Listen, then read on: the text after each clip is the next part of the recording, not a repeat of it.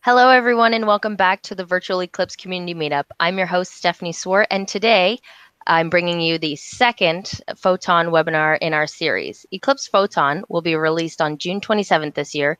So in the next few weeks leading up, we are showcasing projects that will be included in that release. So today, I'm joined by Melanie Batts and Pierre Charles David from Obeo, who will be presenting Modeling Tools Go Up in the Cloud. So without further ado, Melanie, Pierre, the floor is all yours.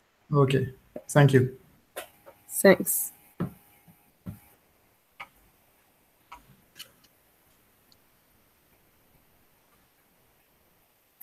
Okay. Yeah, the slides are working. Yeah. So hello, I'm Melanie Batts, CTO at Obeo, and I'm here with my colleague Pierre Charles David, who is Sirius Tech Lead. We are here today to talk about our work at Obeo to bring modeling tools to the cloud. At Obeo, we've been working on modeling tools for quite a long time now. We are used to work on the development of graphical tools. Obeo is also a key player in the Eclipse modeling ecosystem, as we are involved in open source from many different Eclipse projects, like Axelio, EMF, GMF, Ecor Tools, EMF Compare, and one of our great successes is Sirius. This year, we started working on two sites about Sirius. First, we prepare the future of Sirius, and we provide new features for the upcoming 6.0 version. So, as we will show in the rest of this talk, we've started some quite ambitious plans for the future of Sirius, but those are for the medium to long term. And in the meantime, we're still committed to continue shipping new features with each new versions. So for 6.0, which will be released with Photon in a few days, we've added several such new features. One is support for colored background on diagrams, as shown here, which can be the color can be configured by the specifier. And like everything else in Sirius, the color is dynamically computed and can be used to reflect the current state of the model. It's a small feature by itself, but it illustrates that with each new version, we try to expand continually the visible customization capabilities available to specifiers.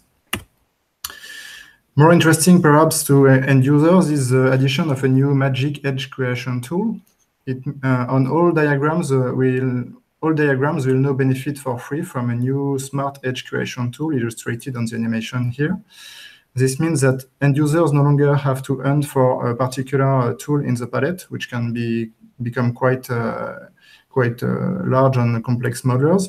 They just need to activate the tool, click on the source and the target element, and Sirius will do the rest. It will find all the compatible edge creation tools, and if there is only one, automatically create the edge. If there are several possible candidates, like shown on the animation, a pop-up menu will open in place, and the user can select among those.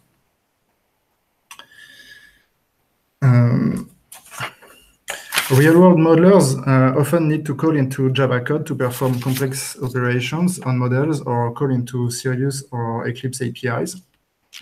This is very straightforward to do in Sirius with support for Java services that can call into any Java method from our interpreted expressions. It's now possible to navigate between the two worlds more easily with a single keystroke inside. When the cursor is inside an expression, you can navigate directly into the corresponding Java code of the specific method invoked. Sirius has always proposed an automatic layout algorithm, but it was a generic one which is not always adapted to every diagram, so does not always give the best result. Specifiers can now leverage high-quality layout algorithms provided by the Eclipse ELK project. So I'll show you a quick demo. Here I'll create a simple diagram.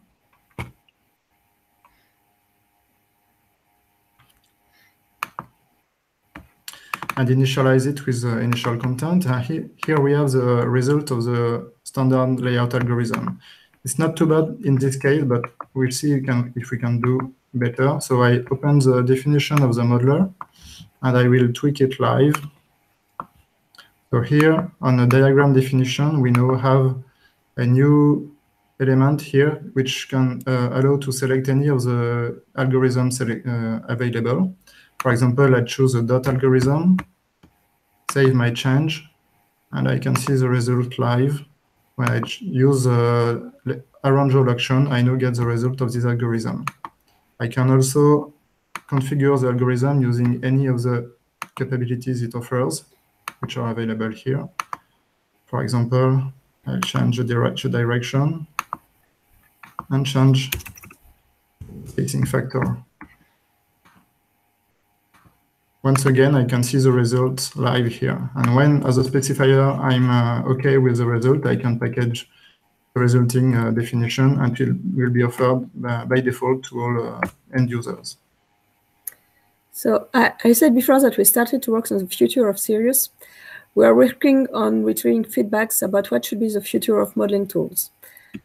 For example, last week during a live survey at Eclipse Conference, we gathered some new feedbacks from the community. I asked to the community how the things that modeling tools should evolve to be integrated in the future.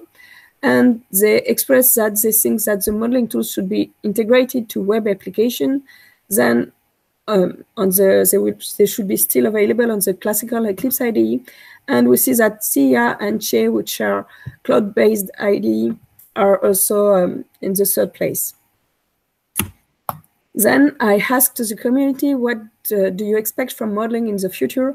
And so they answered that modeling in the future should be fast, simple, and easy. I also expect that. And they expect some collaboration. They are still expecting some diagrams. And for example, they think that it should be based on the web. It should be agile. And it should be quick also to use.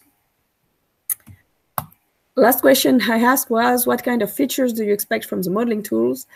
And the first answer was that they want editable diagrams with auto layout. And they still think that trees and dashboards are really important for them. And that's a good thing for us because we're working on dashboard, as you see later in this presentation. So modeling tools based on Sirius today look like this. You have a graphical editor with a palette to manage elements and a fully customizable property sheet for fine-grained edition of individual properties. Today, Sirius is based on the Eclipse platform. Consequently, the graphical modelers are desktop applications. So as desktop application, you have a software that must be installed on your computer. This means that the deployment of your graphical modeler can be painful, and it would be the same for the future updates. This is especially true in large deployments where teams must collaborate and thus all have the same version, all should have the same version of their modeler, and all the versions must be in sync. So we face these deployment issues more and more with the expand of our Obeo Designer Team Edition. Modeling tools based on Sirius tomorrow could look like this. You still have a graphical editor with a palette to manage elements. The main difference is that tomorrow, Sirius application will be based on web technologies. Consequently, the graphical modelers will be cloud applications. With a cloud application, you will no longer need to install it. You can use it directly, and so updates will be transparent. Your graphical workbenches will be easy to access from any browser and from any device. And it will adapt to the workload increase. Our purpose is to carry the spirit of Sirius, easily developed modeling workbench, but rendered in a browser. So what you love in Sirius is the ability to define your modeling workbench in a configuration file. There is no code generation involved. Everything is interpreted at runtime. It is flexible, even for complex models. So we'll keep all those things and will allow you to define easily workbenches, but running in the cloud. So where are we today? You should know that we're going step by step and work on different sites. So our first step is to introduce web technologies inside existing Eclipse views. We chose this approach to be able to provide new features with a modern look and feel that will be difficult and costly to achieve with SWT and JFace. And at the same time, this approach allows us to keep these new features usable by our existing adopters who will rely on the Eclipse platform for the time being. So we are developing all these new features on top of a simple independent library of React components that can be available on GitHub at the address shown here. And those web UI components are used to build richer components, like a dashboard, for example, as is illustrated here. Here we have a simple dashboard which shows different cards, showing different all the different projects inside running inside Sirius. And in this example, the dashboard is displayed directly into an external browser. But it can also seamlessly be integrated inside Eclipse using an embedded browser view, as shown here. So here we have a plain Eclipse, with a Sirius editor and a new page which embeds a web browser in red. And inside the browser, we are running an application which uses these web components cards shown in red, in green, sorry. So this approach is and framework are used to provide a brand new feature, which we call workflow. It's available in Sirius 6.0 as a new experimental DSL, which will allow specifiers to guide users through the usage of their workbench. So here on the left, we see a Sirius configuration file opened, which defines the workflow element in red. And inside the workflow, we have different pages, sections, and different actions. To the end users or the specifier who is testing this definition, these are rendered as a web component inside and embedded inside a normal Eclipse view. So I'll show you a quick demo of this.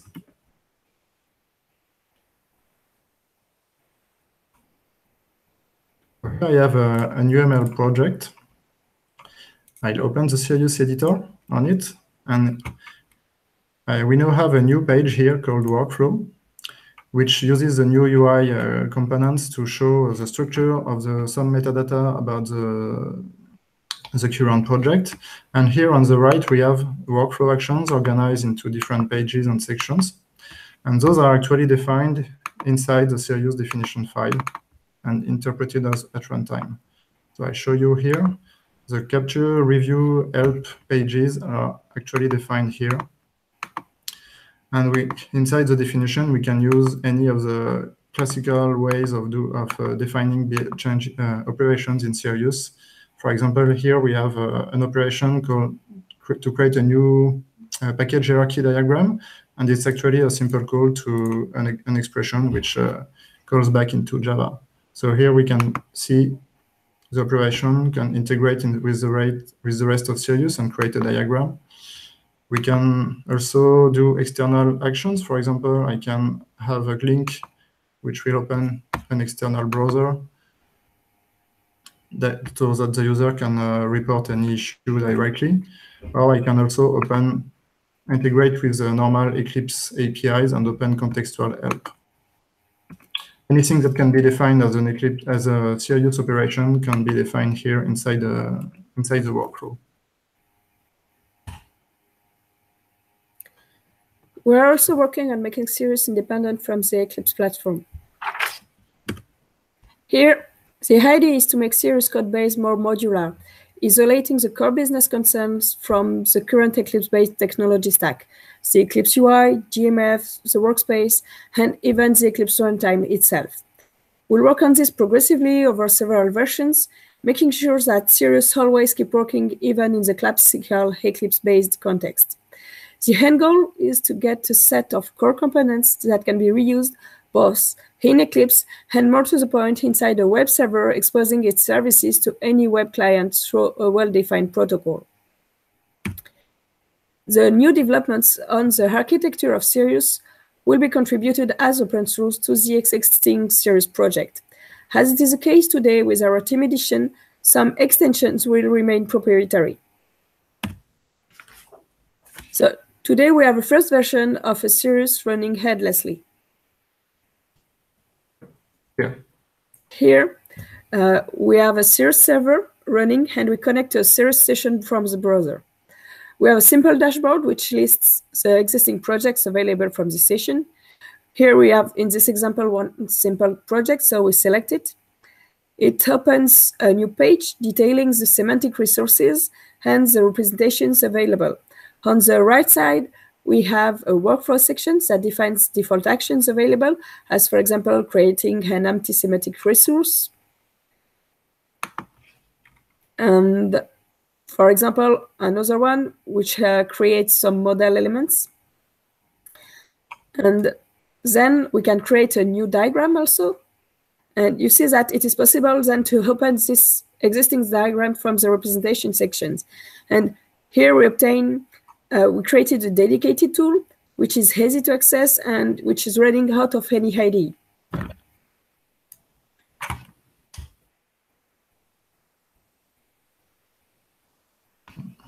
Sorry. Oh.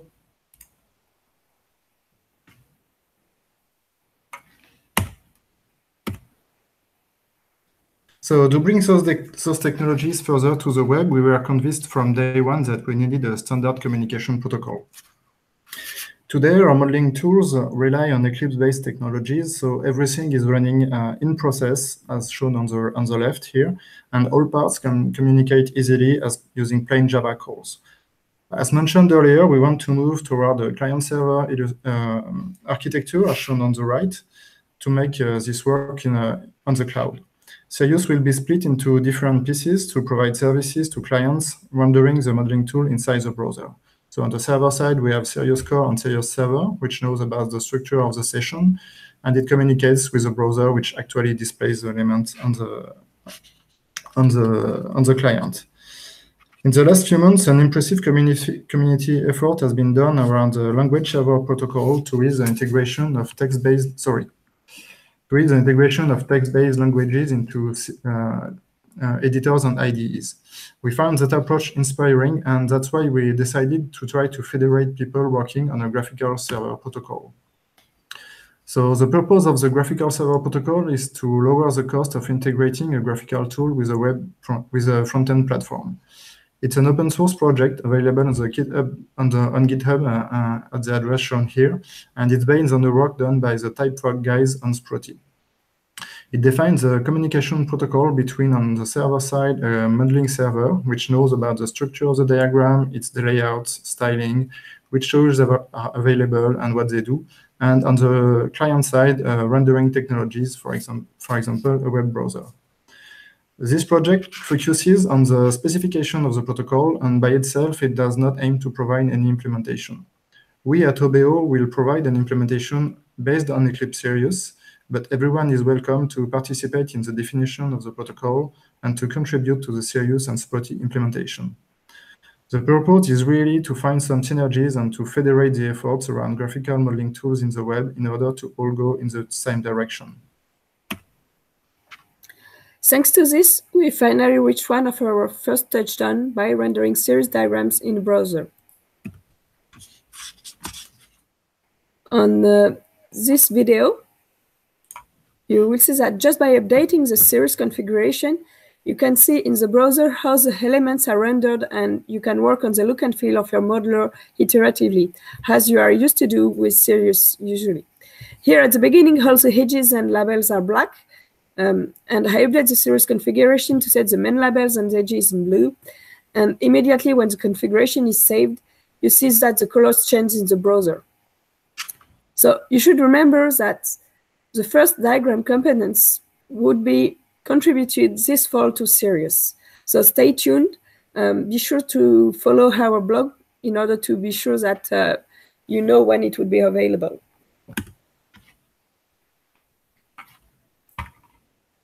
Sorry. Oh.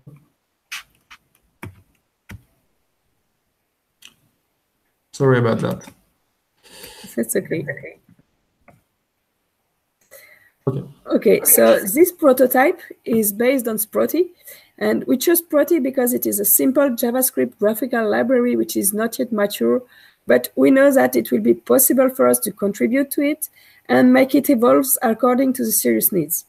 It is small, lightweight, open source, and well architectured, and furthermore, it is well integrated with Eclipse ELK, which provides auto layout. Thanks again to the Typework guys for the really great job they are doing on these projects. For other components, we try to rely on mainstream technologies, as React for the front end and JT for the server side. So a diagram can provide different kinds of layers. This demo shows the capability to enable and disable layers. It will filter accordingly the graphical elements visible in the diagram and the tools available in the palette. You see that the layout is automatically recalculated each time a layer is enabled to provide a smart layout for the diagram at any time.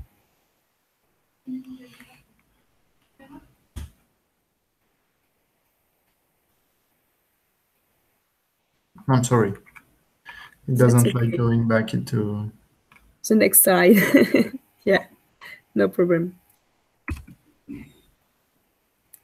Okay, so today we can take any existing graphical workbench specified with Sirius and render it in a browser. We render the graphical elements, but also we interpret at runtime the tools available in the palette according to the tools defined in the Sirius configuration.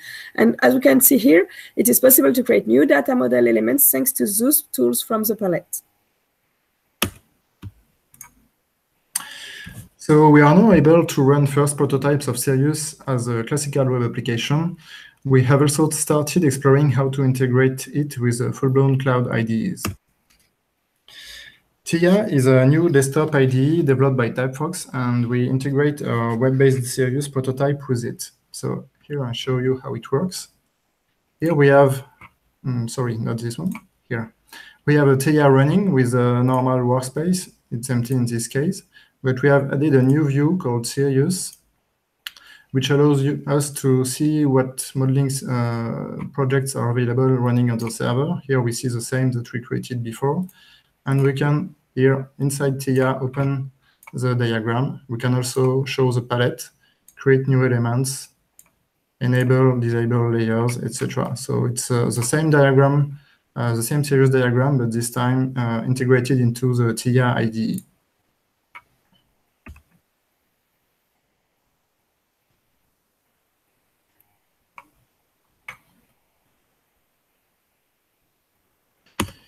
Finally, as Eclipse Che has decided to integrate Theia to replace its old GWT IDE, we are also working with the integration of those same Sirius diagram inside Che.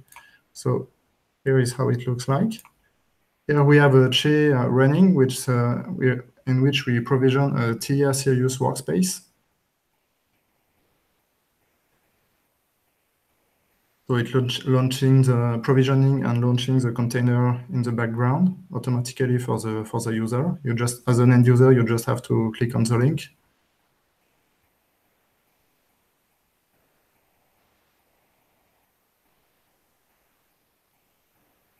And here we are with Theia running inside Che, and inside Theia we can see the same kind of UI with a Sirius workspace, with diagrams, tools, layers, etc. available.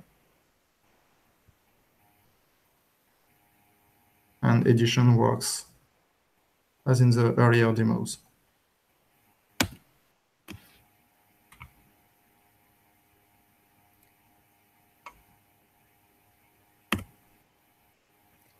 So to sum up, if we have a look to the Sirius timeline for the next months, you see that we will keep working on the existing Sirius project, and we will reintegrate the new web-related features and components. This summer, we will continue our work on the modularization of the architecture, and for the 6.1 this fall, we will stabilize the workflow dialect, contribute a first version of web-based diagrams based on the graphical server protocol. As you saw in our demos, based on our experience, we are making Sirius evolve to bring modeling tools to the cloud. And what's important is that we need you to go beyond. As open source is in our DNA, most of these changes will be contributed to Sirius. The actual Sirius project will evolve to a client-server architecture. We need you to share with us your needs about graphical tooling in the cloud, and would welcome your feedback. We would also like to invite all of you to participate to the Graphical Server Protocol initiative to make this an open collaboration to provide a common protocol for graphical editors. Finally, remember that we are available to work with other organizations to bring modeling tools to the web, including integration with web and cloud tooling. Thanks for your attention. And if you have any question, we are available. Thank you. Thanks. Thanks, Melanie and Pierre, for such a great demo and presentation. And always, as always, thank you to our community for tuning in. At this moment in time, it doesn't look like we have any questions, but feel free to leave them on our YouTube chat box, on Twitter, or on our Meetup page. We'll be monitoring the comment section for the next little while. And if you have any questions, we'll send them over to Pierre and Melanie to answer. So again, I'd like to thank Pierre and Melanie for the wonderful presentation, and we will see you on Wednesday for our next meetup. So thanks, everyone. Thanks. See you. See you.